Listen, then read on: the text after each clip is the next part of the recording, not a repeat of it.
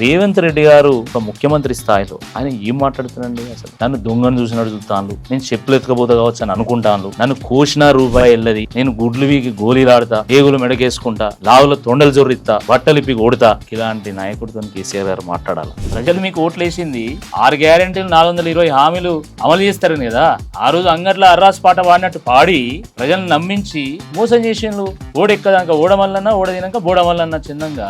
వాళ్ళకు అసలు నీటి విషయంలో ఏబిసిడీలు కూడా రావు. ఏం మాట్లాడతారు కాంగ్రెస్ పార్టీ నాయకులు? అంటే పల్లెంలో అన్నం ఉన్నా కూడా అన్నాన్ని తినలేనటువంటి పరిస్థితి తెలంగాణకు 2 వైపులా గోదావరి, కృష్ణా నది ప్రవహిస్తా ఉన్నా కూడా, తలాపున నదులు ప్రవహిస్తున్నా కూడా ఆ నీళ్లను వాడుకోలేనటువంటి ఒక దీనస్థితి తెలంగాణది. అందుకనే తెలంగాణ అంటే ఆకలి కేకలు, ఆత్మహత్యలు, చావు కేకలు, వలసలు, బొంబాయి బతుకులు, ఎక్కడి పోయినా సర్కారు తుమ్మలు, తంగేళ్లు మొలుసుడు. కాళేశ్వరం ఒక త్రివేణి సంగమం. ఆ త్రివేణి సంగమం ఒక గొప్ప పుణ్యక్షేత్రం కూడా. స్వయంగా ఆ ముక్తీశ్వరుడు వెలిసినటువంటి ఒక ప్రాంతం.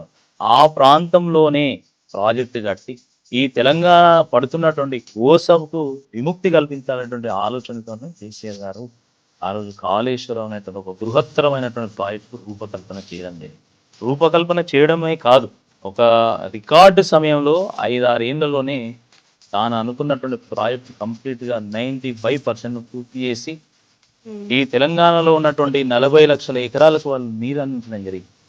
నీరుపడ్డ తెలంగాణను పచ్చబడేయడం జరిగింది. ఆకలి కేకలు తెలంగాణ అన్నపూర్ణ తెలంగాణగా మార్చడం జరిగింది. ఈ విషయాన్ని గుర్తుంచుకోవాలి. తెలంగాణ కోసం ఉద్యమించినటువంటి పార్టీ బీఆర్ఎస్ పార్టీ. ఒక్కో సోషల్ మీడియా కార్యకర్త, బీఆర్ఎస్ పార్టీ సోషల్ మీడియా కార్యకర్త శివాజీ చేతిలో నిలమిల మెరిసేటువంటి కత్తి లాంటి పోయి పోలీస్ స్టేషన్లలో కేసులు పెడుతుంది. కేసులకు, ఈ లాఠీలకు, కుంటాలకు భయపడేటువంటి కార్యకర్తలు అంటే బీఆర్ఎస్ కార్యకర్తలు. మరి మీరు తీసుకొచ్చిన మార్పు ఏంది? ఏం మార్చిండ్రు? పథకాల పేర్లు మార్చిండ్రు వీళ్ళు. పథకాల పేర్లే కదా.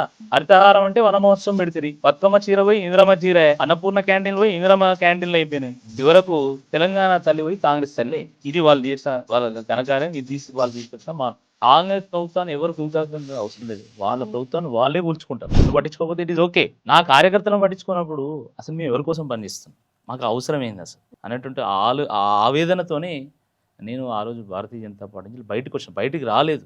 పొమ్మన లేక పొగ పెడితే నేను రావాల్సి వచ్చింది.